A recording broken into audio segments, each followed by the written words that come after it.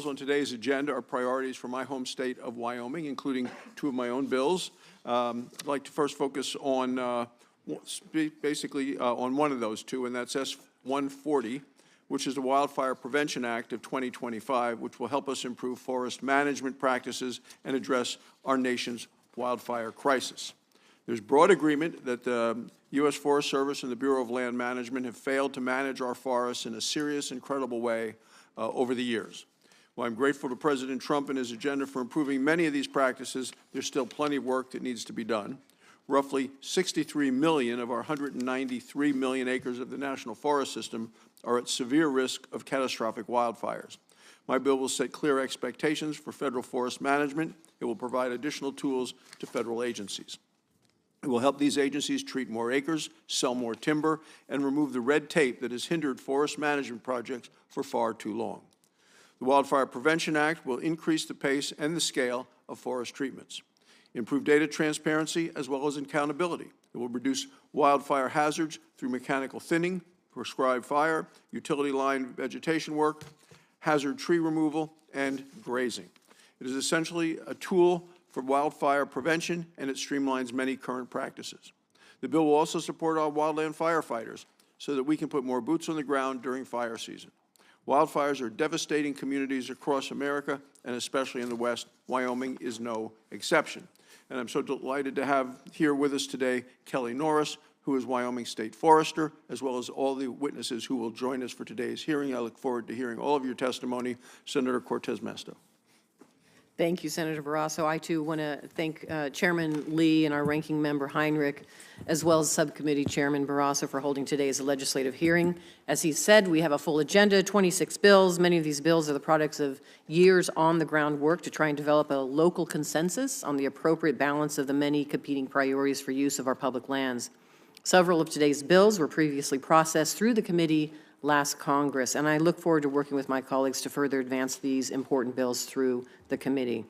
I want to recognize as well that we have two Nevadans with us today. John Raby, the BLM State Director for Nevada, representing the agency's views, and Jocelyn Torres, the Chief Conservation Officer for the Conservation Lands Foundation, which is based in Las Vegas. I also want to welcome back to the committee subcommittee, back to the subcommittee, Christopher French with the U.S. Forest Service, and I would like to welcome Kelly Norris from Wyoming, the Wyoming State Forester. Welcome to all four of you. We look forward to hearing today's testimony. I want to highlight just two of my bills that are on the agenda today. One is S-1005. It's the Southern Nevada Economic Development and Conservation Act. This bill is supported by a broad bipartisan coalition, including the state of Nevada, local tribes and municipal governments, conservation organizations, local business associations, affordable housing advocates, and chambers of commerce. It was favorably reported by this committee last year on a bipartisan basis, and I hope to work with the full committee chairman and subcommittee chairman to gain their support. This bill is an extension of the 1998 Southern Nevada Public Lands Management Act, or SNPLMA, which has created a process by which the BLM and Clark County would jointly select designated land parcels to sell in order to responsibly manage expected growth and development needs. Land sale revenues then come back to Nevada to invest in education and local conservation projects. In fact, when Interior Secretary Doug Burgum testified before our committee earlier this year, he highlighted SNPLMA as a model for land disposal and for its ability to direct investments into local conservation and improving local recreation and education opportunities. This bill builds upon the successful SNPLMA model and expands the number of acres available for disposal under the program. Las Vegas's population is expected to grow by more than 820,000 in the next few decades, and we need to responsibly manage that growth. Additions to this disposal boundary are critical because Las Vegas is fully encircled by federal land. Over 90% of the county is comprised of federal land. This bill helps BLM release certain lands for necessary residential and economic development in a coordinated and responsible way. It also allows the county a say in whether potential development is in keeping with the county's master growth and climate mitigation plans. Overall, the bill sets a cap of a potential 25,000 acres to be disposed through SNPLMA, and the bill also protects over 350,000 acres specifically for habitat mitigation and conservation. The bill facilitates outdoor recreation by expanding the immensely popular Red Rock Canyon National Conservation Area and includes requests from our 2 local tribes to expand their reservations that will help facilitate tribal housing, energy development, conservation, and economic development needs. The bill also creates 2 job creation zones to help local communities steer new construction towards lands that are already developed with relevant infrastructure and transportation routes. Finally, the bill accelerates and prioritizes BLM's review and processing of affordable housing project applications. I also want to highlight one final bill that I have on the agenda today, and that's S91. This is the Western Wildfire Support Act. Last year, this bill was favorably supported by the committee through a voice vote. My co-lead, Senator Sheehy, and I hope to have the same support from the committee again this Congress. This bill provides at-risk communities with additional resources to help prevent wildfires before they start, and also to combat those that do spark and help communities touched by wildfire recover and rebuild. We've already delivered funding to help support wildfire risk reduction in the bipartisan infrastructure law that we passed under the previous administration. Passing this legislation is a critical next step to combat the threat of wildfires across the country. Again, I want to thank the chairman for holding today's hearing, and I look forward to the conversations today. Well, thanks so much, Senator Cortez Masto, for your comments. I'd like to invite any of the other members of the committee who'd like to speak about bills on the agenda. Senator Heinrich. Thank you, Chairman, and I want to very much thank you and Ranking Member Cortez Masto for convening this subcommittee hearing today. I look forward to working with both of you to get some of the bills we're hearing about today signed into law in this Congress. And I want to talk briefly about 2 bills on the agenda supported by my constituents in New Mexico. The first, to designate portions of the Gila and San Francisco rivers as wild and scenic rivers, represents decades of work by the local community to protect the Gila River and its incredible watershed. From its headwaters high in the Gila Wilderness, America's first wilderness, to the lower box where it enters neighboring Arizona, the Gila River is the lifeblood of western New Mexico. And the Gila River boasts some of the best whitewater rafting in the Southwest and some of the best trout streams where I've spent countless hours with family and friends. Named for longtime Gila defender Dutch Salmon, who described himself as a redneck environmentalist, S 1476 would provide permanent protection for many of the stream miles in the Gila River region. The second bill would protect another watershed in New Mexico, this time in the northern portion of my state. The Pecos Watershed Protection Act would prevent new mining claims from being staked in the upper Pecos watershed. This area was home to lead, zinc, gold, copper, and silver mining in the 20s and 30s, the 1920s and 30s.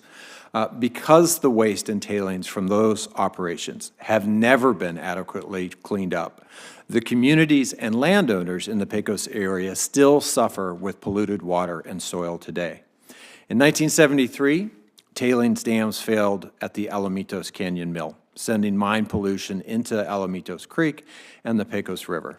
The tailings were never remediated and the dam was never fixed, so pollution continued to stream into the watershed.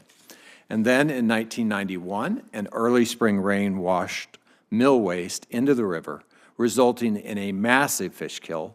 90,000 trout died at the Lisboa Springs fish hatchery alone, not to mention the damage to the Pecos River as a whole. And cleanup efforts since that spill have been very limited and have left the community to deal with ongoing pollution of their soil and water. These are photos. These photos were taken on a farm in the Pecos watershed. The orange here is mine pollution that flows into these farm fields anytime there's a heavy rain, especially during the spring snow melt at the beginning of the growing season. And these are not historical photos. These were taken earlier this year. This is the pollution that my constituents are still living with today. And yet, a company wants to open a new mine in the exact same area as the old Torero mine that is still polluting streams and farms today. How can we ask these people to live next to a new mine when this is what the land in the basin looks like every time it rains? There is not a single person in this community that I've met with who supports this proposed mine. Not one. Not county commissioners, not local businesses, not the state, the farmers, not the tribes, not the Acequia Parciantes. Like literally no one. And I also want to say a quick word about the person who took these photos. Ralph Feehill was a lifelong Pecos resident who was the glue of this community and the champion of this living river. And he owned Molino de la Isla Farm, and in his spare time, he organized his neighbors to advocate on behalf of this river. He knew every nook and cranny in the Pecos Valley, and he fought to protect his and his neighbors' ability to sustain their traditional way of life.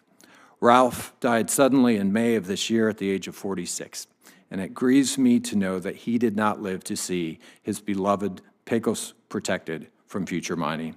But I know that the people of Pecos are carrying on his work and carrying it forward, and I hope we can finish it soon.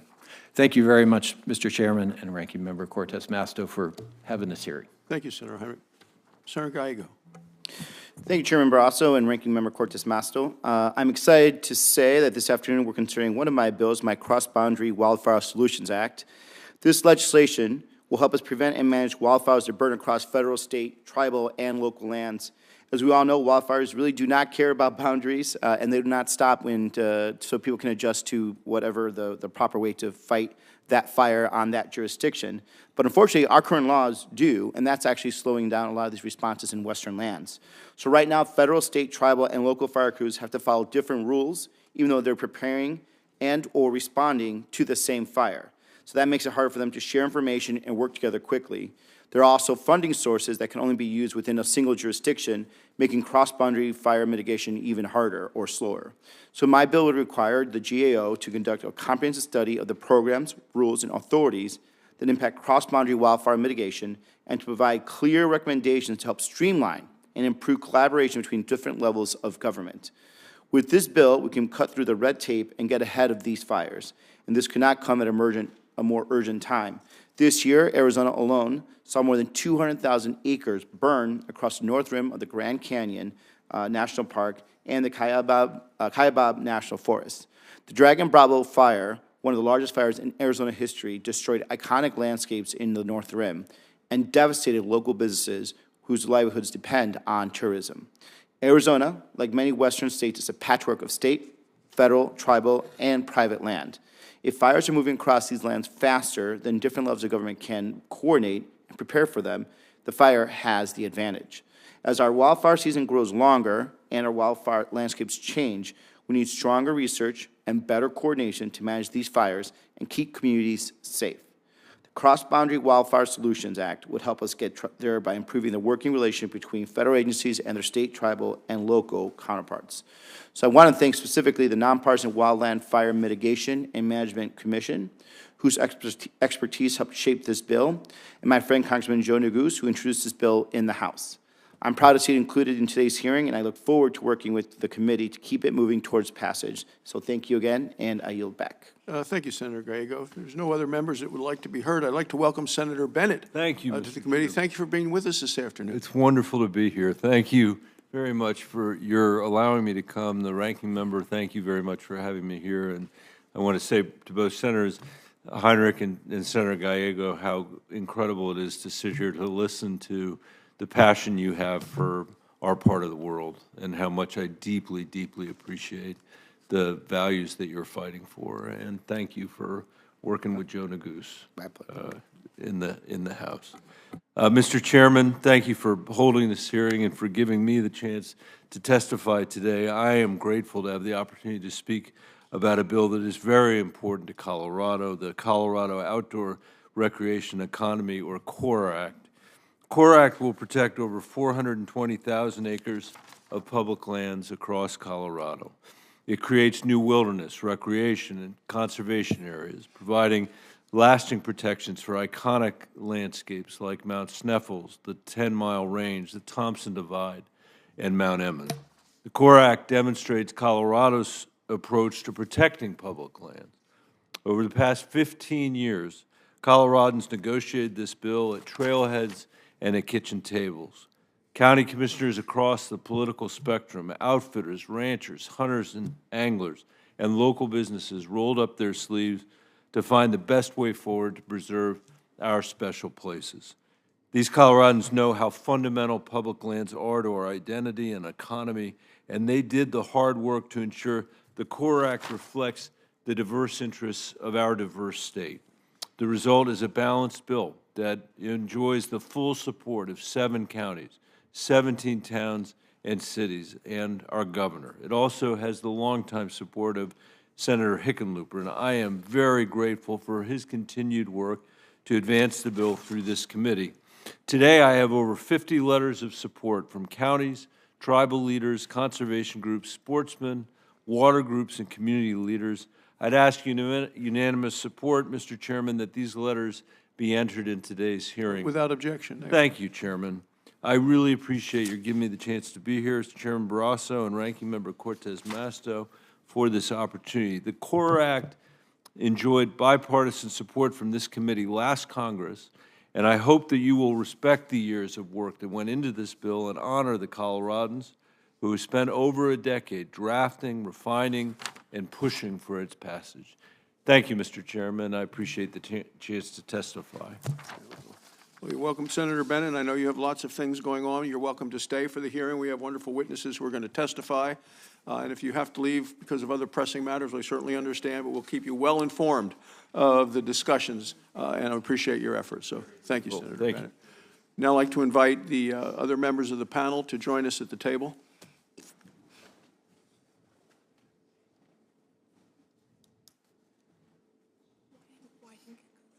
Okay, and as you're joining us at the table, I see that we're now joined by Senator Wyden, and I'd like to ask Senator Wyden if you'd have any comments or remarks that you'd like to have to share with members of the committee. Yes, Mr. Chairman, and Mr. Chairman, thank you, and I appreciate the bipartisan cooperation with you. As you know, in Oregon, we're very interested in the Owahis. You have priorities in Wyoming. We have been able to find common ground, and I thank you for it. Today, we wanted to talk briefly about the Oregon Recreation Enhancement Act.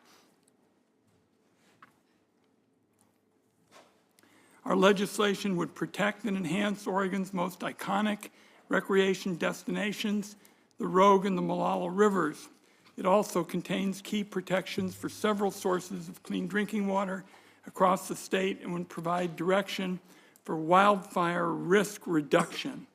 These special rivers are home to some of the world's most iconic salmon and steelhead runs and have helped to supercharge Oregon's local recreation economy. We have a long history of working to protect this remote area of southern Oregon. Since it first passed the Wild and Scenic Rivers Act in 1968, we've been able to protect over 44 miles of the Rogue River, but more must be done. Despite this, the Trump administration has testified it doesn't support the bill because of concerns over energy and mineral dominance. This is a remarkable claim for several reasons. For one, it's never been clearly established that this region has the potential for successful, sustainable commercial mineral production. If it was, and if it proves to be, I would be happy to follow my long record of working with all sides for mutual benefit of multiple use. I've been outspoken about my concern for increasing domestic production of critical minerals, even introducing federal legislation to further that goal. I do believe it needs to be done in a balanced kind of way with responsible voices at the table. This is not where we are with these places in this bill. A report prepared and reviewed by multiple certified mineral examiners found that the proposed withdrawal would not cause the loss of any known economic mineral deposits. Even more remarkable is that this administration justifies its opposition to the proposal over concerns that it interferes with priorities surrounding energy dominance. The administration that just gutted the country's domestic energy production by killing so many renewables and creating a manufacturing energy crisis is now crying wolf about energy dominance makes your head spin. It's further evidence that the Trump administration simply isn't willing to look at locally driven, crafted solutions for responsible resource management. What's in this legislation represents years of direct feedback and input from people on the ground. Of the 45,000 comments on the withdrawal, all but 27 were in support of the proposal. Mr. Chairman, you and colleagues have been very gracious to allow me this time. I'd ask to put the rest of my remarks in the record, but it is a noted point of pride on this committee for generations that we respect for locally driven solutions being honored. That's what we're doing in the Owahis. I look forward to continuing to work closely with you and my colleagues, and appreciate the chance to make these remarks and put the rest of my comments in the record. Well, without objection, they'll be included in the record, and thanks so very much for your leadership on all of these important matters. Thank you, Senator White. I understand Senator Hickenlooper is on his way. We're going to move ahead with introductions to the panel, and when he arrives, we'll allow him an opportunity to make comments on his legislation as well. But I'm honored to introduce Ms. Kelly Norris to join us today. Kelly is no stranger to the committee. You've been here testifying previously, and you're Wyoming State Forester. You've been in that position for a couple of years, but before that you served as our interim state forester, and you're a resident of Cheyenne, Wyoming, and have a degree in forestry from the University of Wisconsin-Stevens Point. Most importantly, she worked for the Wyoming State Forestry Division for 15 years. So she knows forestry, she knows Wyoming, and her experience working as a forester for both the state of Wyoming and the U.S. Forest Service qualifies you clearly to be here sharing your knowledge with us today. You have years' worth of critical on-the-ground knowledge. It's a valuable resource to the committee, so we're delighted that you're here. I'm grateful you've taken on the responsibility of protecting Wyoming's forests, so thank you for joining us. I also do want to take a moment to thank our other witnesses for being here today, especially Associate Chief of the U.S. Forest Service within the U.S. Department of Agriculture, Mr. Chris French. Welcome back to the committee. Nevada State Director for the Bureau of Land Management. You may be doing a little more of an introduction in a second, Mr. John Raby, and we promise to get you out of here before the sun goes down and the lights are illuminated on the beautiful Capitol Christmas tree, which has come from your state of Nevada. And also like to welcome Ms. Jocelyn Torres, who is the Chief Conservation Officer for the Conservation Foundation. In light of Senator Hickenlooper not yet in the room, if we may, we'll turn to Kelly Norris for your testimony. Thank you. Thank you, Chairman Barrasso, Ranking Member Cortez Masto, and members of the subcommittee for holding this hearing today and for the opportunity to testify on behalf of Wyoming State Forestry Division. My name is Kelly Norris. I'm the Wyoming State Forester and a member of the National Association of State Foresters. I appreciate the subcommittee's commitment to forestry and wildland fire issues and the recognition we need to work proactively to address wildfire and forest health problems of the nation. The Wildfire Prevention Act of 2025 is one such example. I also appreciate being on a panel with my state's close federal partners, the Forest Service and the Bureau of Land Management. The Wyoming State Forestry Division is the connection between federal agencies and our local municipalities, communities, nonprofit partners, and all who have a stake in safe and healthy landscapes. We lead in cross-boundary work because we are responsible for all forestry matters in the state. This is including private, state, and community forests. Because of this unique role, we know where our highest risks are, where current capacity lies, and where we need help plugging in the gaps with support of our partners. I appreciate the Wildfire Prevention Act's efforts to create increasing goals for federal land management agencies. Over the past decade, state foresters have been using tools such as the Good Neighbor Authority to partner with federal agencies and accomplish more active management and fuels reduction activities that are needed to protect our communities and watersheds. In fact, many states are investing significant financial resources to accomplish more work on state, private, and federal land. These coordinated efforts help prevent catastrophic fires. The 2024 elk fire in Wyoming had the potential to be highly destructive, burning over numerous leased cabins on state trust lands. But due to the combined efforts between state and federal partners, a large cross-boundary project that included timber harvesting and aspen enhancement stopped the elk fire on state trust lands, saving cabins, important wildlife habitat, grazing forage, and costs associated with dozer lines, retardant drops, and firefighters trying to save and protect that area. State foresters around the country continue to help the federal agencies reach these attainable goals. Stable funding is needed to ensure we can continue to increase accomplishments together. I also appreciate the bill's effort to accurately describe how many acres are treated each year and their location. State foresters are working closely with the Forest Service and Bureau of Land Management to develop a comprehensive all lands forest health treatment database. This includes working towards standardized reporting metrics so Congress and Americans can clearly understand the costs and benefits of proactive land management on all ownerships. In addition, Wyoming and state forestry agencies have been readily deploying privately available wildfire technologies. As core members of the National Interagency Fire System, we asked the subcommittee to ensure the bill's public-private wildfire technology deployment and testbed partnerships incorporate states and locals into planning and deployment of new technologies.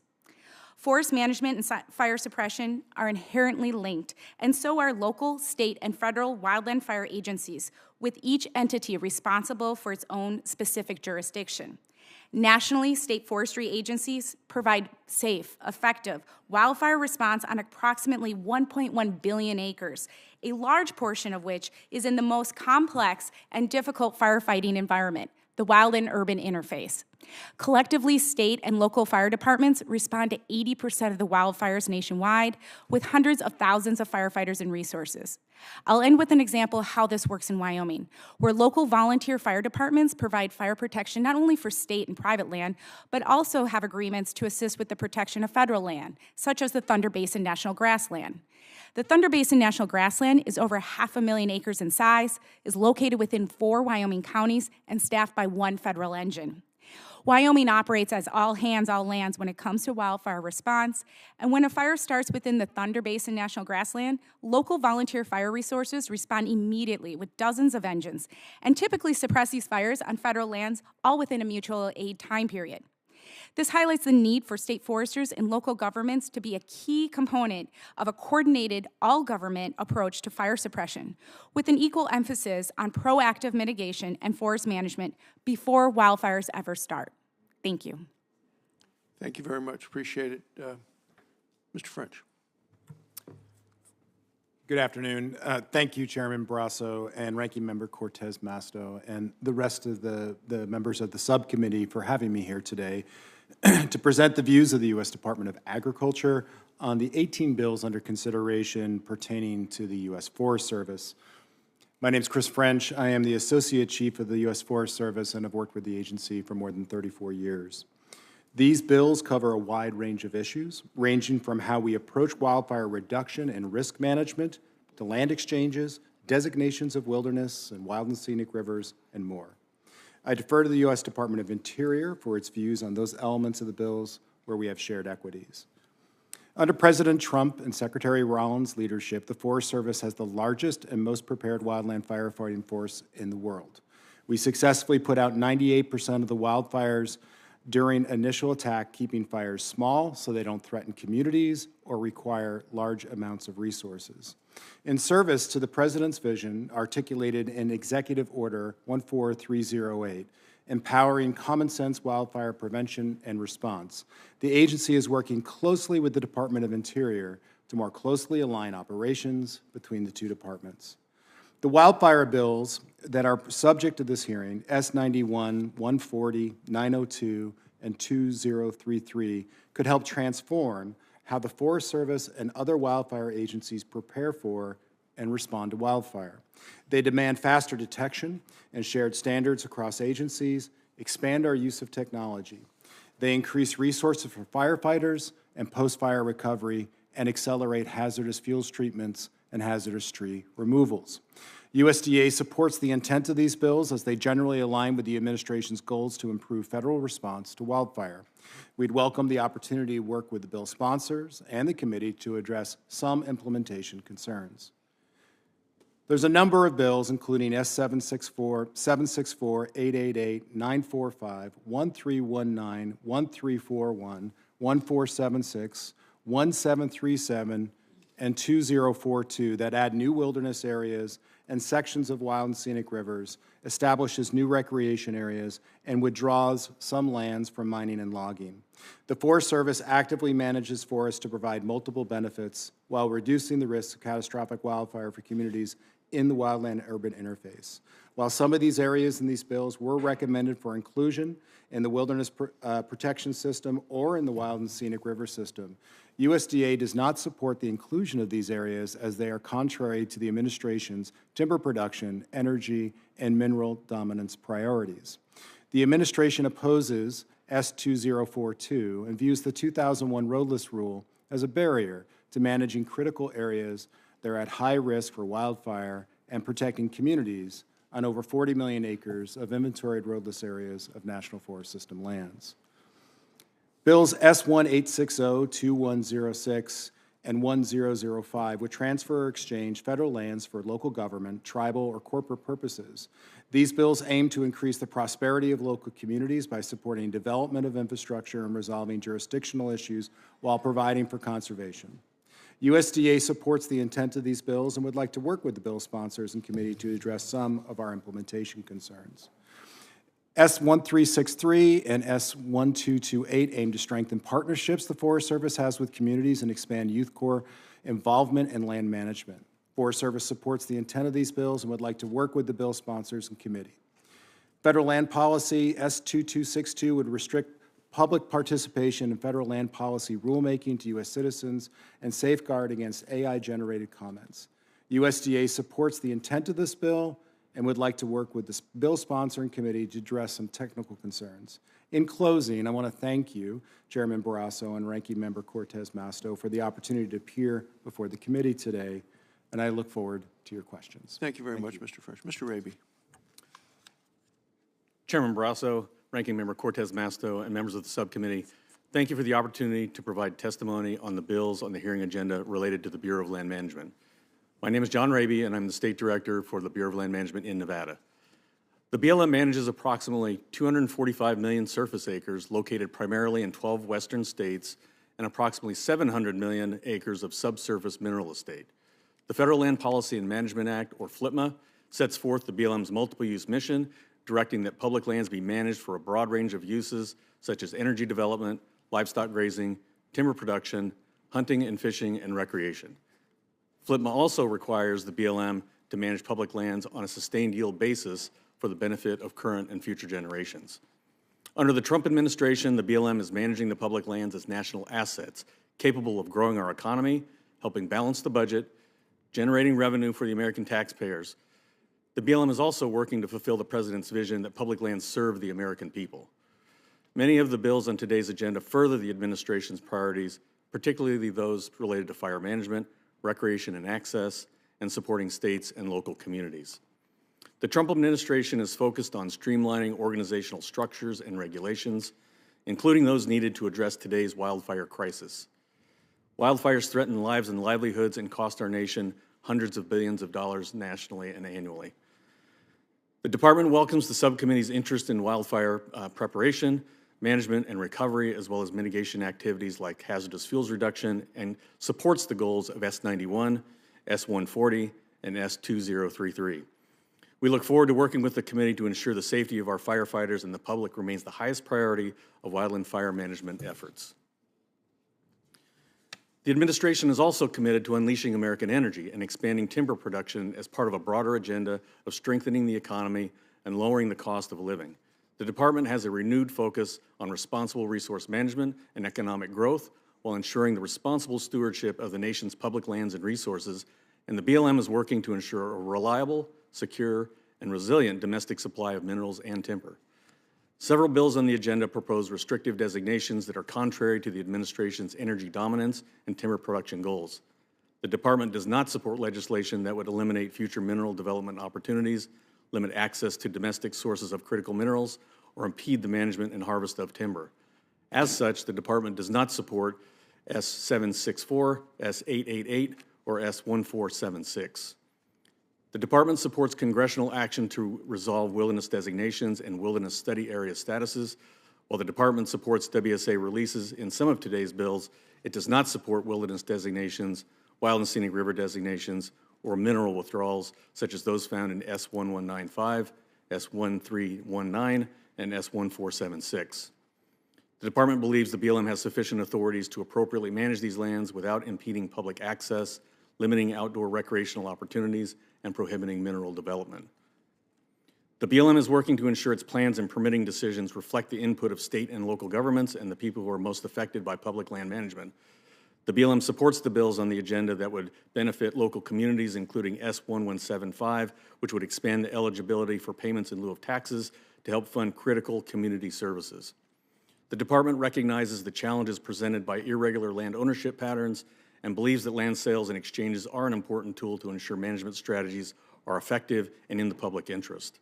As such, the BLM supports the land conveyances proposed in S1005, S1195, and S2016.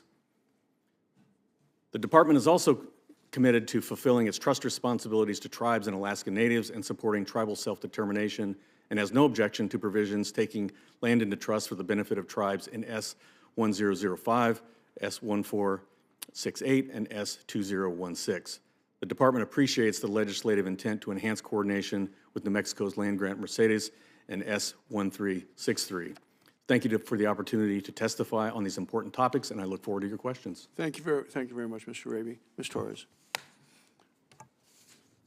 Chair Barrasso, Ranking Member Cortez Masto, and members of the subcommittee, thank you for the opportunity to testify in support of S1005, the Southern Nevada Economic Development and Conservation Act.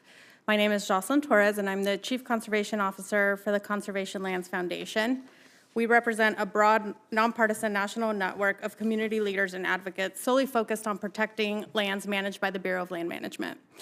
The work of the Conservation Lands Foundation and our network of more than 80 community-based organizations across the West is something personally important to me.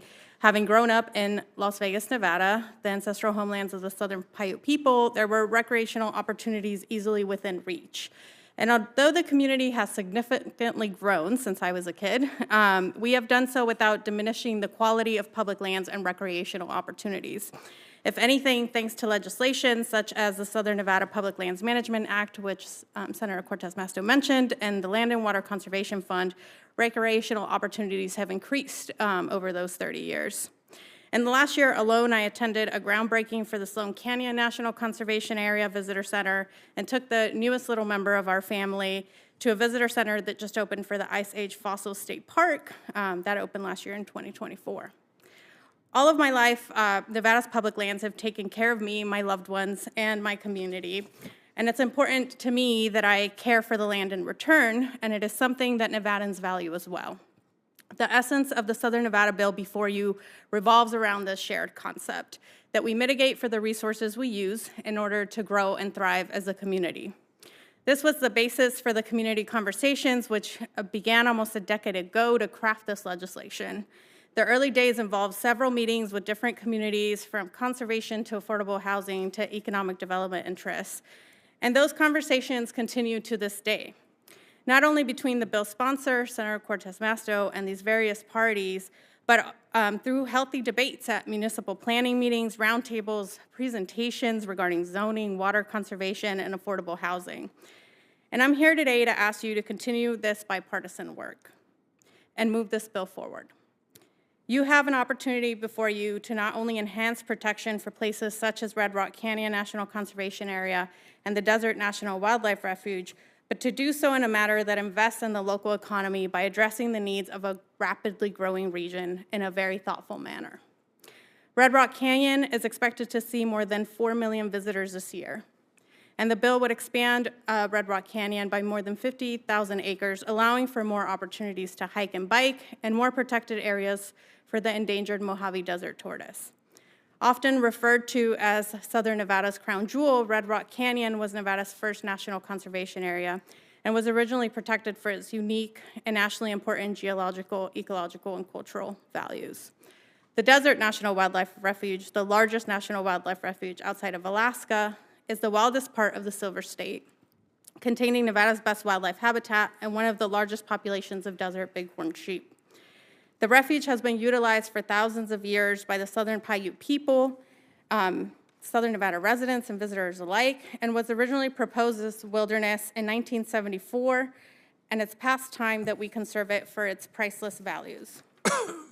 Beyond conserving and enhancing some of Southern Nevada's most beloved places, at a time when demand for public land access is at an all-time high, and the need for enhanced conservation is at a critical point, the Southern Nevada Economic Development and Conservation Act would also restore lands to the Moapa Band of Paiutes and the Las Vegas Paiute tribe, helping them also achieve their nation's conservation and economic development goals. Nevada's federal and local elected officials, tribal governments, and local communities have come together to put this proposal before you today. The work to conserve our landscapes and quality of life has always been important, and I know this subcommittee understands the urgency and importance of action in ensuring we uphold these values. Lastly, I'd also like to express support for 4 other bills under consideration today. S764, the CORE Act, sponsored by Senators Bennett and Hickenlooper of Colorado.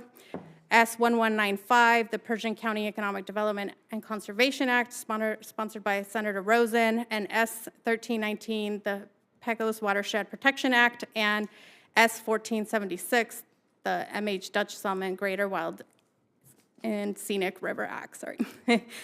The 4 bills, like SNEDCA, honor commitments to strengthen our bonds with the lands that we know and love. Thank you for the opportunity to share today. Well, thanks to all 4 of you for your testimony. Before proceeding to the questions, I'd like to turn to Senator Hickenlooper in case you'd like to make some comments about legislation that's pending.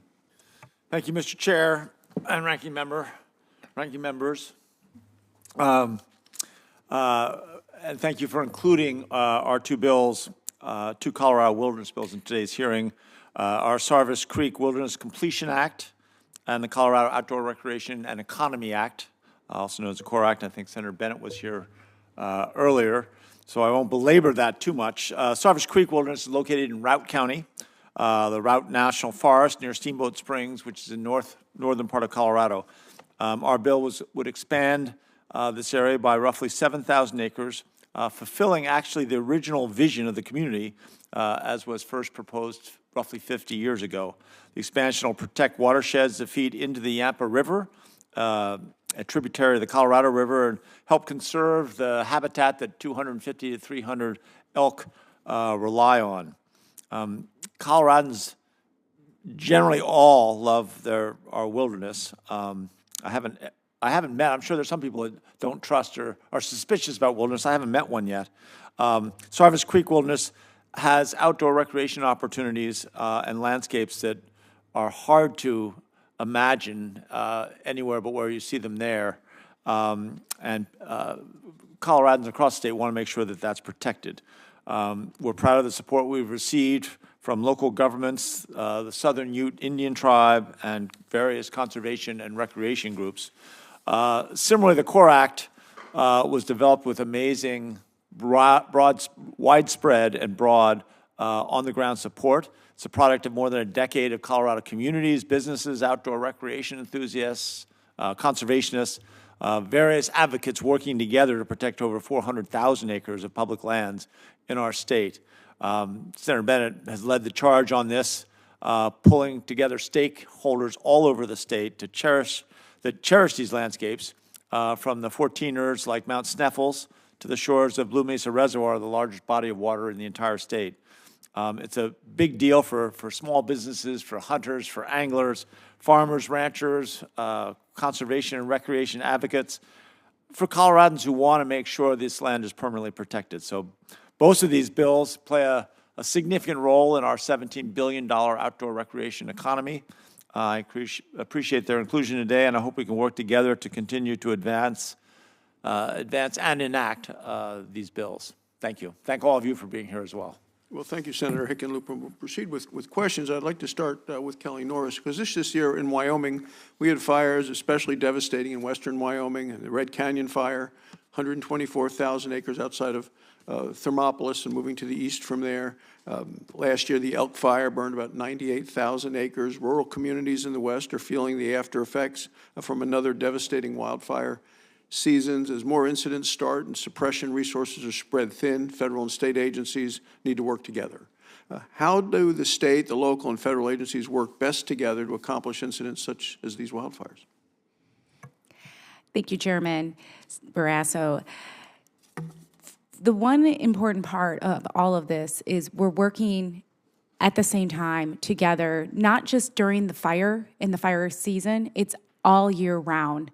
So currently right now, coming up in Casper is our Wyoming Rural Fire Association meeting, and we will have BLM and Forest Service representation with their counties, all working together to talk about next year's fire season. But on the ground, when we are in a fire season, what we know is state capacity and local capacity. We know where where our risks are, where the resources are, and we're quickly gathering those, looking at state contracting systems. And then we work with our federal partners quite closely when it comes to as that fire grows. One great example is the Wyoming Aviation Program. We utilize a full-time employee from the Medicine Bow route to help us with our contracting system for the State 2 helicopters.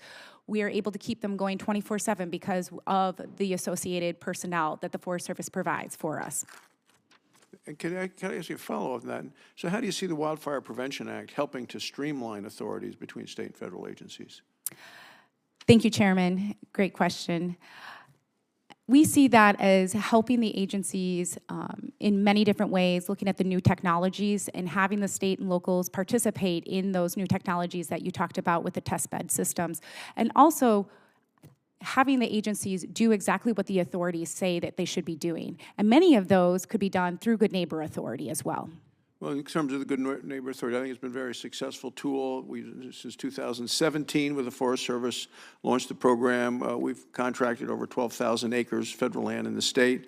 Included in my legislation are reporting requirements to track how much work is being done through Good Neighbor Authority.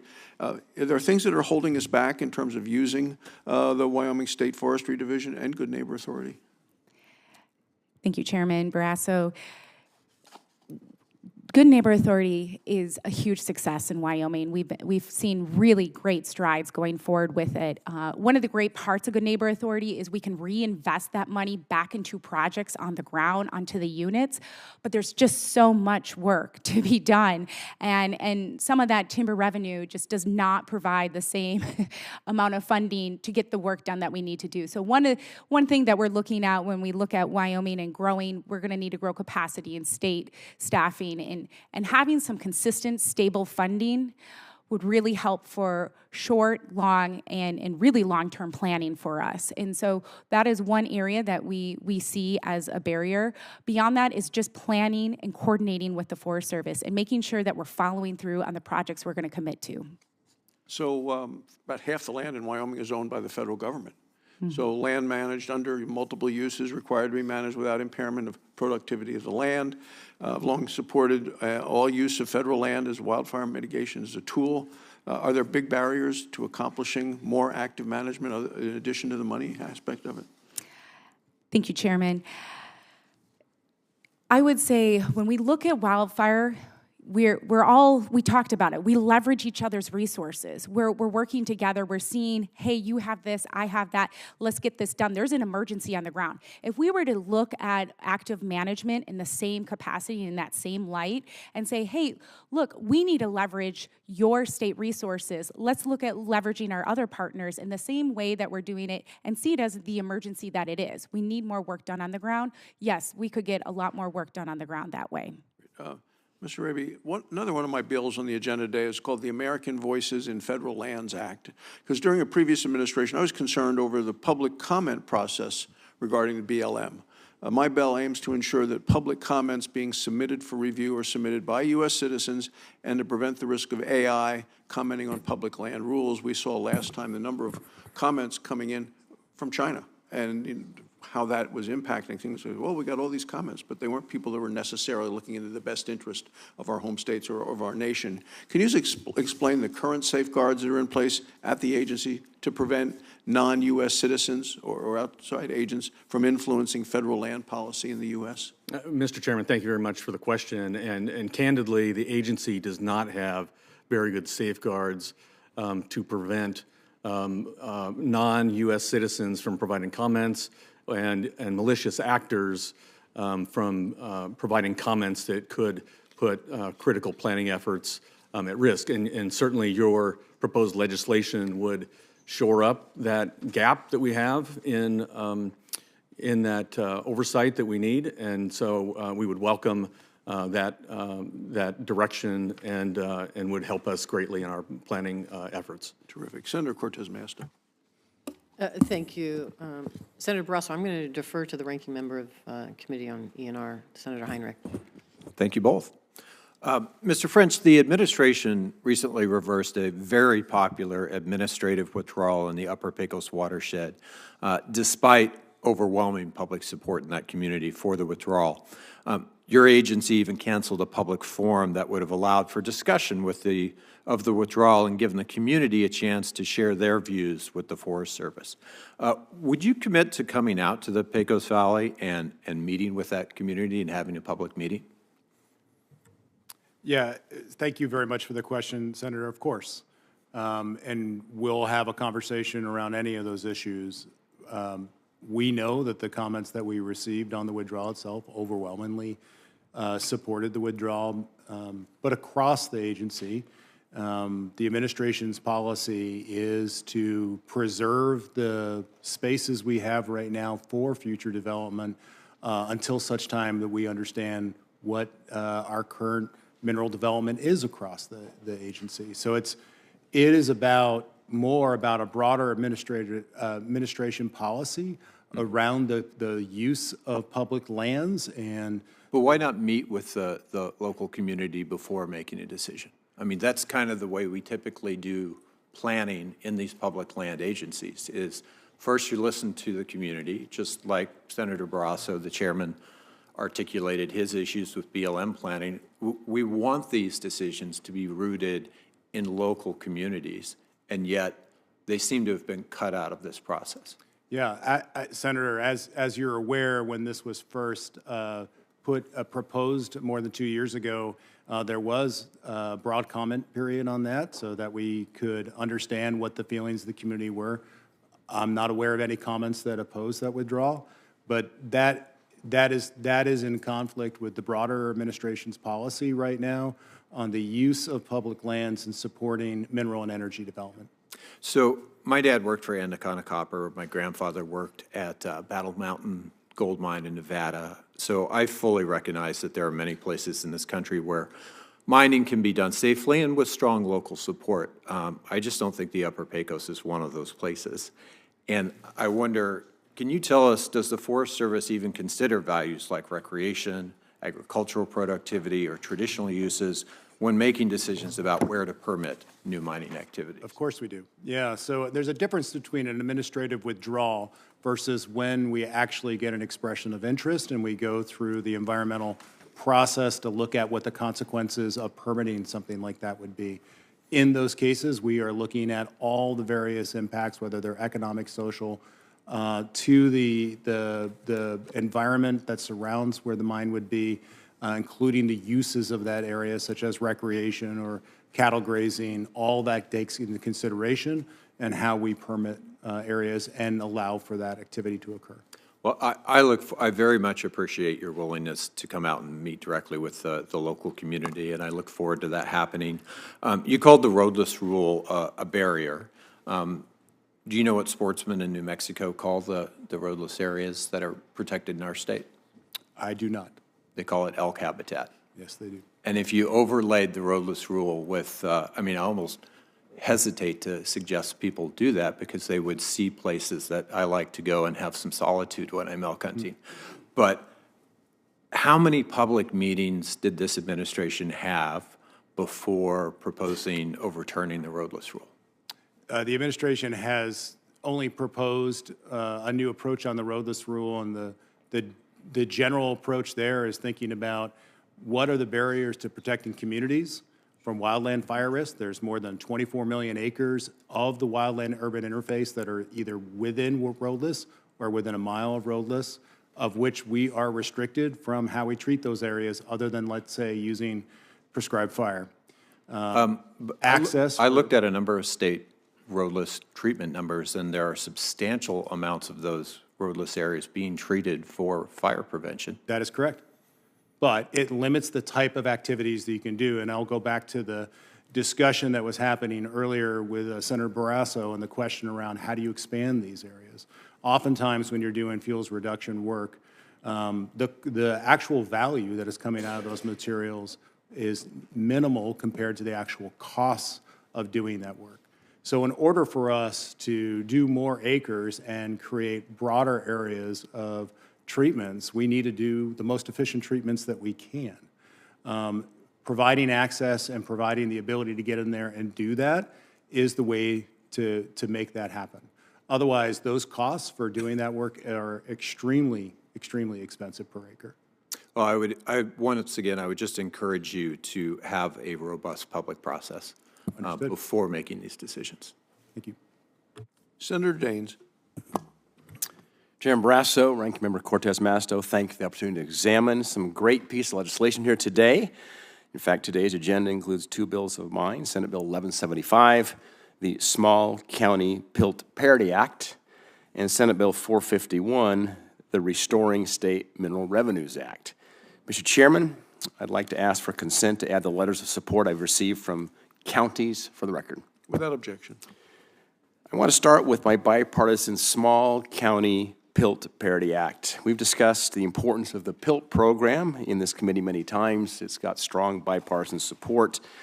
I can tell you it's essential for Montana's rural counties to be able to provide crucial services such as emergency response as well as public safety.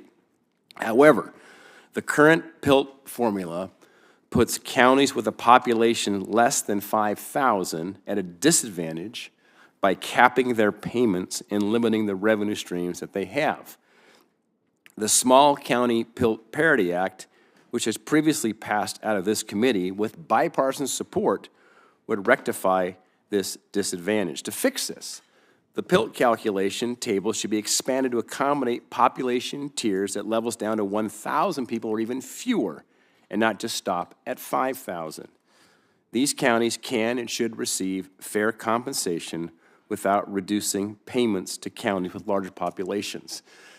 When you're kind of this East Coast-centric world of D.C., they look at everything on a per capita basis. You get out west, it's all about square miles. And so I've got some very large counties in terms of geographical area, but very small populations. And talk to the folks who are trying to, the road grading teams, the public safety teams, they got a lot of ground to cover, despite the fact they've got low population but massive land masses. So I want to thank Ranking Member Cortez Masto for co-leading this bill to help bring parity to the Pilt program, and I want to thank the members of this committee who have also co-sponsored it. Question I have for Mr. Raby. Nevada and Montana both have numerous counties with populations of less than 5,000. Those are the kind of counties I like to go to. You don't see hardly anybody, and you have a chance to experience amazing parts of, I'll still call it the real Montana that's still out there. Do you agree that expanding the Pilt table will help support counties with high federal land ownership but low populations? Senator, thank you for the question, and absolutely support that. I've seen that in Nevada, places like Esmeralda County, where they have 98% plus public lands and under a population of 1,000 or less. And so it absolutely helped those counties. Having worked in Montana prior to my time in Nevada, I've seen the same need, and your bill would absolutely address that and benefit those counties. Thank you, Mr. Raby. A follow-up question. Can you confirm for the committee that the bill does not change the calculations for counties with populations above 5,000? We are simply expanding the pie, not taking away from larger counties. Senator Daines, thanks again for the question, and yes, I can confirm that. It does not change the payments above that Great. number. Thank you. I think it's an important fact, because I know there's been concerns in the past somehow we're just going to reshuffle the dollars, but that's not the case the way we've got the language written here in this bill. I want to turn to my Restoring State Mineral Revenues Act. Under the Mineral Leasing Act, revenues generated by oil and gas development on federal lands are supposed to be split 50-50 between the federal government and the states and counties where the oil and gas is actually developed. But in classic D.C. bureaucracy form, the federal government charges states a 2% admin fee on their half of the revenues. This is just a backhanded way to take more money from the states and counties that are affected the most. This bill that I have is very simple. It eliminates the 2% fee and returns the revenue back to a true 50-50 split. It has strong support from county governments and has passed this committee multiple times in various revenue-sharing bills. Now it's time to get it to the president's desk and make our counties whole. Mr. Raby, back to you again. Do you agree that the states and the counties where federal oil and gas development actually occur should receive their fair share of revenue generated within their borders? Senator Daines, thank you for the question. And of course, in places like Montana or Nevada, 50-50 means 50-50. And so your bill would absolutely do that, and I agree 100% that that should happen. There's an old saying that somebody who says they'll meet you halfway, sometimes a poor judge of distance. I'd say that's probably true of some D.C. bureaucrats here, but thanks, Mr. Raby. Back to you, Chairman Barrasso. Senator Cortez Masto. Thank you. I want to talk a little bit about one of the bills that I have before the committee that we have passed in a bipartisan way previously, which is the Southern Nevada Economic Development Conservation Act. It's S1005. And Mr. Raby, let me start with you. You talked a little bit, and Ms. Torres talked a little bit about SNPLMA. Very familiar with that in Southern Nevada. It's been in existence since 1998, and it created a disposal boundary around Las Vegas and directed the BLM and Clark County to engage in a joint selection process to approve parcels of land for disposal. This ensures that local government has a role in determining whether land is developed, where, when, and how. And this legislation I have builds on that legislation to expand the boundary and places a cap on the amount of acres that can be developed in the future under SNPLMA. Quick question: the legislation that that is before you today, does the Clark County Lands Bill mandate land sales in the legislation that is before you today? Well, the Clark County Lands Bill, and thank you again, Senator, for the question. It provides the opportunity for those land sales on those acres and is a much-needed opportunity for expanded growth and development in the greater Las Vegas area, Las Vegas Valley, and Clark County in general for everything from housing to, again, other development needs. But it doesn't mandate that land sale. In other words, because of that collaboration. That's right. Within, if we are expanding the disposal boundary, doesn't mean that everything is going to be sold. There is a process that the county will work through with the BLM to determine when and where they will move forward with that land sales. Is that correct? Yes, Senator Cortez Masto, that's absolutely correct. Right, and because I'm trying to dispel some of the misinformation out there. This doesn't mandate that the 25,000 acres is being sold. I also know, and we know in Nevada, Las Vegas uses less water than it did in the 1990s. And that's because of the incredible conservation and drought mitigation work that we have done, particularly in Southern Nevada. Is it your understanding that these water conservation efforts will still be a priority in the Clark County Lands Bill for future development as well, that is not going to be negated in any way whatsoever? Yes, that's correct, Senator Cortez Masto. Those will still continue on and remain a focus into the future. And then part of the collaboration around this particular piece of legislation focused on the need for affordable housing. And can you touch on that? And what I'd really like you to confirm is, because in Nevada, for us to address housing needs, working with the federal government, there's two actually agencies we have to work with, not just the BLM, where the land would come from, but HUD, right? And so can you confirm how BLM implements that authority when we are invoking it under SNPLMA and looking at affordable housing, and how you would work with HUD? Yes, again, thank you for the question, Senator. And the way we work with HUD and with the local communities is that the local entities nominate those parcels for affordable housing to the BLM. We then coordinate with Housing and Urban Development to ensure it meets the requirements under the Cranston-Gonzalez Act. Again, the annual mean income, so that we can ensure that those parcels will be utilized for affordable housing in perpetuity. Right. And are there barriers that you can speak to or hurdles that you face in deploying these projects? I would say the barriers that we are seeing right now have to do with the nomination process. I think we could look at a joint selection process that would allow the BLM a more active role with the local communities to help guide that. Thank you. And then finally, with respect to this legislation, S1005, based on the property and the sale of certain property, there's revenue that's generated, and that revenue comes back into the state.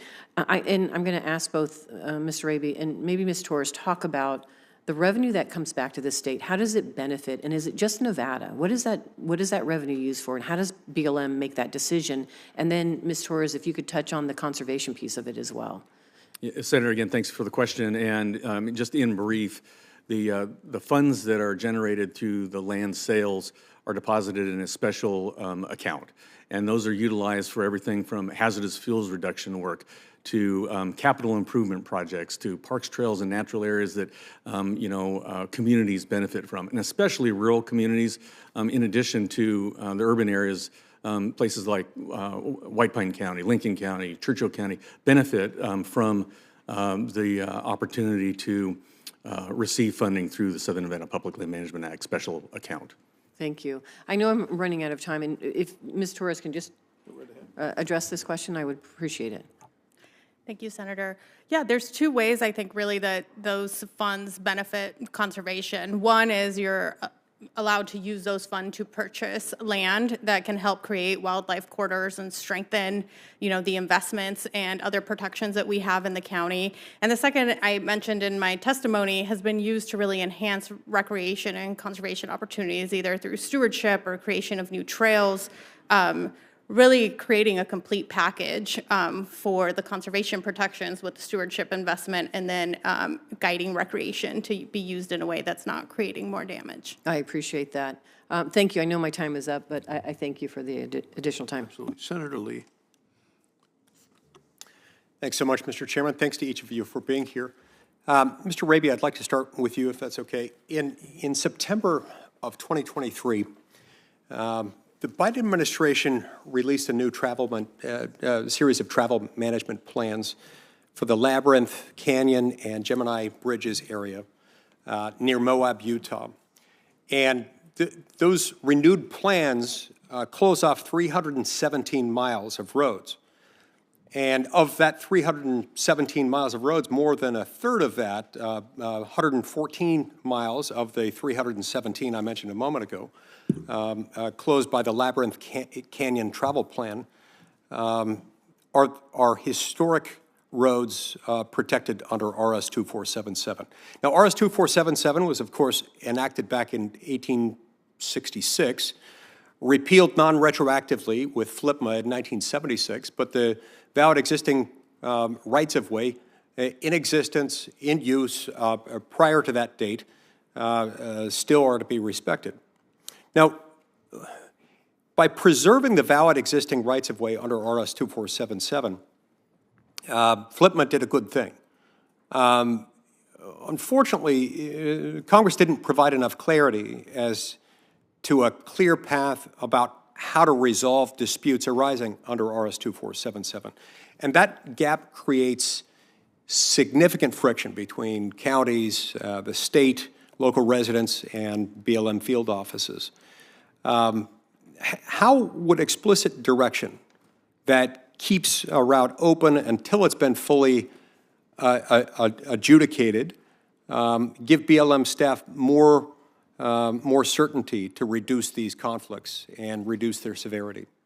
Mr. Chairman, again, thank you for the question. And that clarity would be welcomed and would ensure that the RS 2477 rights are protected and preserved, and would prevent any potential misapplication of management actions on the ground that may diminish those rights. And I believe S90 would help us in that regard substantially. I want to switch now to S1860 and go to you, Mr. French. As you can see, this chart here, this picture, shows a public works facility that already sits on this parcel inside the Dixie National Forest. This facility, as it's built, as it exists today, is quite insufficient for storing essential safety equipment, safety supplies, and including but not limited to snow removal equipment. Just yesterday, the public works staff had to drive 20 minutes away to replenish their own supply of snowmelt material, as the storage capacity in this current facility was depleted after just 2 relatively minor snowstorms. So that's kind of a problem, that anytime you're delaying access to critical safety equipment and supplies, it's kind of a problem. This bill would fix that, but if it's not conveyed, as the bill tries to do, to the town of Bryant Head, what ongoing management and safety concerns could arise as the town continues to grow? Thank you, Senator. As you know, we support the bill, and we think there are ways that we can help you make it more efficient so we can see this happen more quickly. Great. We basically agree with you that there is a number of safety concerns here in terms of the town. The forest is supportive of creating access, conveying land, or doing some sort of permit to help the town out. So, but we do think we can make this go faster with a little bit of work with you. Thank you. Yep. Mr. Raby, let's go back to you. About 2 weeks ago, this committee held a hearing on the land planning process, and both sides of the aisle seem to agree that the process needs reform. The reality of how the process currently plays out is that the views of states are often left out entirely, and restrictive designations often end up getting layered, one right on top of the other, and ultimately public lands in countless circumstances are just locked away. And as a result, BLM's ability to carry out needed management activities involving critical things like fuel treatments or habitat work ends up being hamstrung.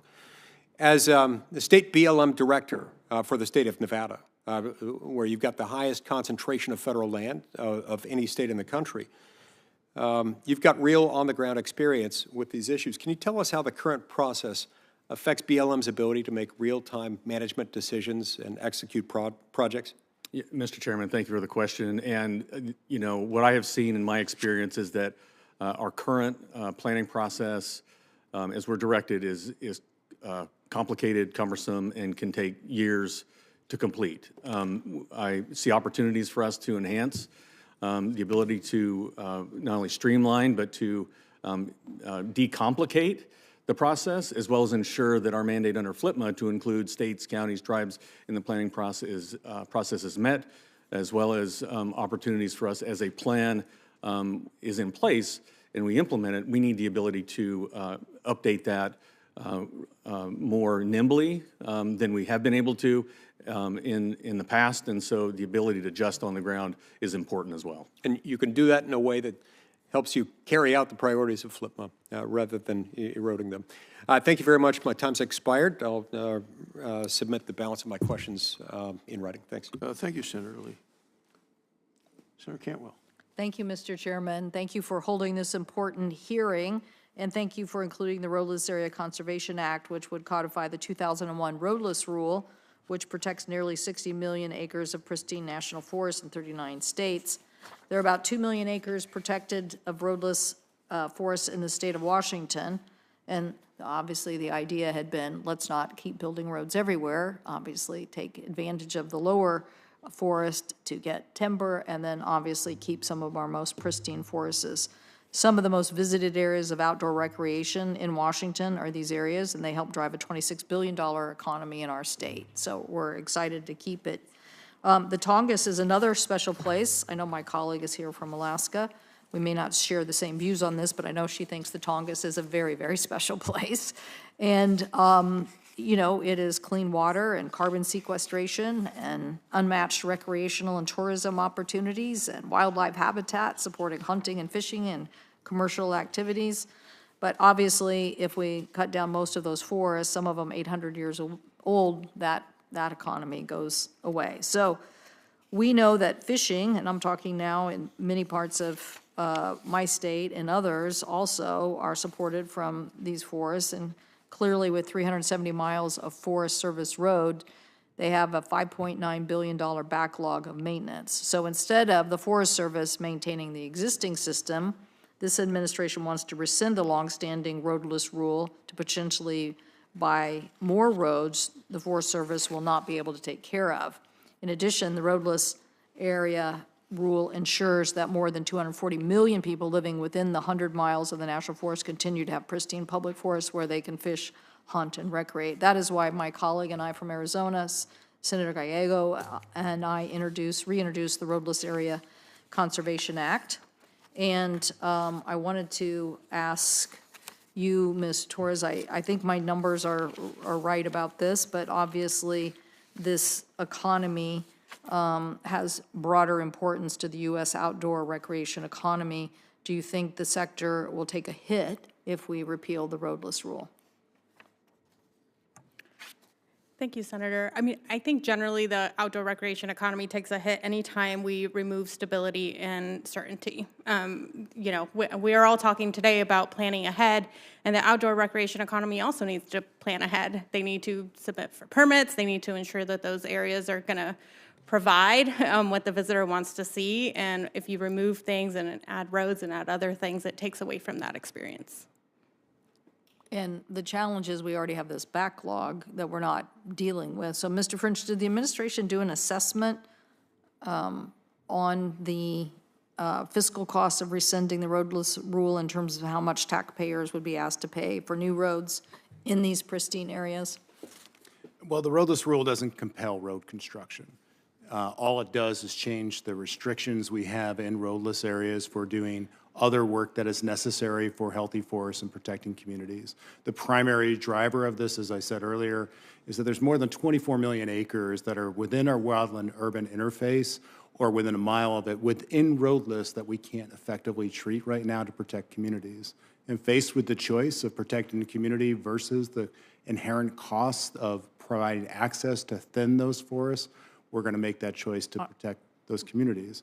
I also recognize We're talking about very special places that oftentimes are at much higher elevations and definitely don't have communities that are right adjacent to it, but we have more than there's- 24 million acres that are directly adjacent to communities. I'm well aware of where our forest lands are, and my state has probably done some of the best treatment available. Even the chairman of this committee came and helped have a hearing with me at Seattle University and talked about this years ago when the fires were rampant. But guess what? We started doing better planning and better treatment and promoting CLT and basically trying to basically saying, let's get better management of our forests. We can do both things. We can basically have better treatment policies and say that some areas really don't need roads built into them, because why, with all the backlog, do we need the more roads? This is about, I think Senator Rich did a great job of coming here and explaining how, as governor, he helped implement this policy in his state of Idaho, and it was a smart policy because he made the decisions,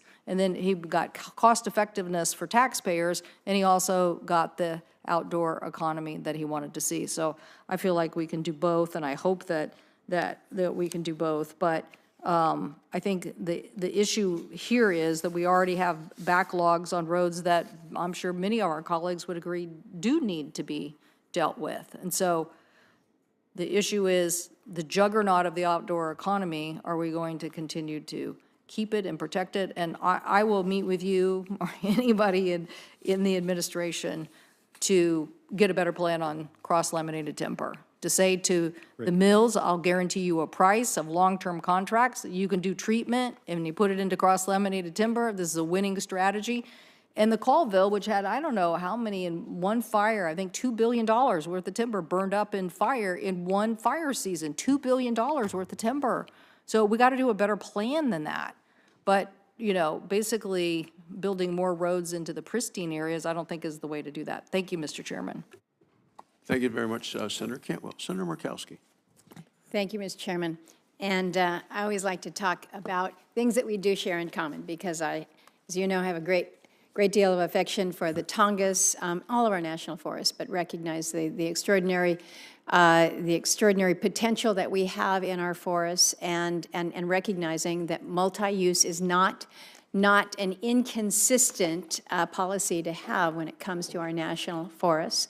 And that means everything from the very important recreation and tourism to also the economic opportunities that we have for our communities that rely on our forests. And that sometimes it does require a level of access. And as you have pointed out, Mr. French, it's not a requirement that you build a road. It just allows, it recognizes there are different restrictions that are appropriate. And there are many, many restrictions in the Tongass existing, and will continue with or without application of the roadless rule. I didn't come here to talk about roadless. I want to talk about S 2016, the Chugach Alaska Land Exchange and Oil Spill Recovery Act. Thank you for including this on the agenda. I'd hope we might get the our landless bill on as well, but maybe next time we will do that. Actually, we're working on the full committee, so I think it's not on this subcommittee, so thank you for that. I don't need to go into old history here, and really tragic history, but it was 1989 when the Exxon Valdez oil spill occurred, one of the worst environmental disasters in our history. It hit the Chugach region incredibly hard, nearly wiped out the traditional ways of life of Alaska Native people who are so tied to the land and the sea there. And 35 years later, both the people and the environment are still reckoning with that. Government tried to step in. Sometimes those efforts caused another set of problems. Back in 2019, in the Dingell Act, I included a provision that required the Interior Department, along with the Forest Service and Chugach Alaska Corporation, to review the long-term impacts of the spill and the recovery actions that followed.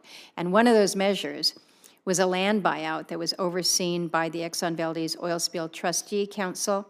So surface lands from Alaska Native Village corporations were purchased. They were divided up among the federal agencies and placed under strict conservation rules. But the subsurface, the part that Chugach Alaska owns, was left unresolved. And we've seen over time our village corporations had to take steps that they had to deal with given the economic situations and sold some of their lands. But Chugach, as the regional corp and the owner of the subsurface, was not part of that process. And so they're left to navigate this split estate issue with the federal government, which for decades has resulted in regulatory obstacles that undermine the promise that Congress made under the Alaska Native Claims Settlement Act. And so we're in a situation now where I don't think it's right. The federal government cannot ignore Chugach and the Alaska Native people. We've got a responsibility to make this right here. So what we have with this legislation is not a financial settlement. The federal government owes Chugach land in their region, land that they're entitled to under ANCSA. The Native people who call this region home want the land because it's their connection to it that is what matters. This is what is deep and enduring. The EVOS buyout resulted in a significant loss of Native ownership. More than 241,000 acres were placed under federal control, and that has diminished Native voices and the ability for Native people to shape the future of their homelands. So what we're trying to do now is to fix that. You can call it land back, if you will, but to me, I think it's just about honoring commitments. I think it's time to stop treating Native communities in Alaska differently from Native communities in the lower 48 when it comes to federal land issues. So what we offer in this bill, I think, is a win-win. It directs a balanced land exchange between Chugach, Alaska, and the federal government that addresses the Dingell Act report's findings. It permanently protects the conservation lands, and it finally gives Chugach and its shareholders a fair resolution to their ANCSA claims. I might note to the chairman and the ranking member here, the House Natural Resources Committee has advanced a companion to this bill. They did that last month on a bipartisan basis, so hopefully we'll be able to do the same here in the Senate. I'm going to direct a quick question to you, Mr. French. In your testimony, you say that the Forest Service supports the intention of the bill and are looking forward to working with us to resolve any issues on the parcels identified in the bill for exchange that perhaps were not originally identified in the 2022 study and report. So I would hope that we could count on you to be engaged quickly and in a responsive manner. So if there are any outstanding issues, we can address them and get this bill moving to resolve, again, a very, very long outstanding issue. Yeah. Thank you, Senator. Yeah, we completely support the bill. I commit that I will sit down with your staff rather quickly to work out where we see those issues. Great, great. Thank you. Mr. Raby, you're in agreement there? Senator Murkowski, yes, 100% agreement. Great. Thank you, Mr. Thank you Chairman. very much. Senator Cortez Masto? Thank you. One quick question, Mr. Raby, I have for you. It's my understanding that BLM has been collaborating with HUD on identifying appropriate parcels of public land to deploy affordable housing, and in fact, both the Secretaries of the Interior and HUD met in Las Vegas to discuss this issue. I'm curious, can you provide the committee any update on the progress of this initiative? Senator, thank you for the question. What I can say here is that the BLM, in conjunction with HUD, we have identified lands within and around areas in Nevada that are adjacent to population centers of 5,000 or more. Gives us a metric to look at where lands may be potentially available for affordable housing. There'll be additional work, and we can certainly follow up with you and your team on a status update for that. I would appreciate that. Thank you. You're welcome. Senator Hickenlooper. Thank you, and I appreciate you asking an extra question. I'm sure that Senator Cortez Masto, as I was racing up the steps to get here, asked that additional question. Ms. Torres, I want to thank both the chair and the ranking member for including our Sarvis Wilderness Completion Act in today's hearing. And as I mentioned earlier, it expands the existing Sarvis Creek Wilderness to what was originally proposed in the original designation back in 1993. It was excluded at that time due to a proposal to develop a ski area, which in the end turned out to be unviable. So it's safe to say that 32 years later, without that impediment, it's about the right time. So I guess I wanted to ask Ms. Torres if you could speak to the broader value provided by conservation and low-impact recreation on landscapes like Sarvis Creek. Thank you, Senator, for the question. Yeah, I mean, I think states like Nevada, states like Colorado, it's so important to the quality of life to have that outdoor low-impact recreation. It provides different recreation opportunities, and I think we very much learned during COVID, and I think Senator Barrasso mentioned this as well, those areas with not a lot of people where we can really escape and check out and really become kind of one with nature, provide a different experience that a Disneyland or a Las Vegas sometimes doesn't provide. And so I think it's important as we talk about diversifying our economy, diversifying our outdoor recreation economy is also important, and bills like this provide that. Yeah, thank you. I appreciate that. And certainly when I first went up into the north of Yellowstone Park, we're in the Beartooth Wilderness area up there, my first summer of research looking at these volcanic rocks, and my father died when I was a kid, and then we, as a family, we didn't go to church. My mother was so brokenhearted that, well, we just rightly or wrongly didn't go to church. And when you're a little kid, there's no rush to go to church. So I hadn't been to church probably in over a decade, and I came back from that first summer doing field work up in the high Absaricas, and I, without thinking about it, went to church. And I think the power of wilderness and making sure we protect these sacred places is really more valuable, I think, than we often realize for many, many, many people. Let me turn to back to Sarvis, and I've got a question for Mr. French. The land that we protected by Sarvis Creek Wilderness Completion Act falls in the Harrison and Green Creek watersheds. These are rare, pristine, subalpine regions that feed in the Yampa River. BLM categorizes this area as no known potential for oil and gas development. And the Forest Service has testified in the past that there's no suitable timber base, no roads, no trails, no commercial use in this area. So I was a little disappointed by the Forest Service testimony on this bill, which referred to the protections for Sarvis Creek as contrary to the administration's energy and mineral dominance priorities. I think we can still advance energy goals while conserving our special places. So would the Forest Service agree that some areas don't make sense for development, but do make sense for protections that the community supports on a broad level? Thank you, Senator. Yeah, we're incredibly proud of the 36 million acres of wilderness that we steward on behalf of the American public and understand the importance of these areas. And I've been to Sarvis Creek, so I understand the values that you talk about. I think as a matter of course, the administration right now has taken a position that they're not going to support adding more additional acres into the wilderness protection system until we have been able to work through a number of other goals the administration has.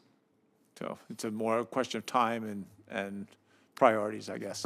I would just say at this time, we are not supporting, the administration is not supporting additional inclusions into the wilderness preservation system. Okay, I hear you. I'm not just trying to get it clear. Thank you. Appreciate that. Appreciate all your work, all of you. Thank you. Very much appreciate the efforts and contributions you've have made. I think someday I'm going to come back as a state forester if I play my cards right. Thank you. I yield back to the chair. Thank you, Senator Hickler, and I do appreciate your testimony that you did find God in Yellowstone, which is in Wyoming, so we appreciate your comments there. Actually, the Beartooth Mountains, the Beartooth Wilderness I'm talking about is just north of the boundary. You took the eastern boundary and the western boundary of Yellowstone up for about 10 miles up there, about 300 square miles, but it's unfortunately, sadly, in Montana. Sad indeed. My goodness. Well, we could have found anybody's welcome to Wyoming at any time, and you'll find magnificence. Thank you all for being here. Members of Senator Lee comment would be introducing some questions for the record. They'll be done within the next 24 hours. I'd ask that you submit the responses within the week. If no other questions or answers, this hearing is adjourned. Thank you.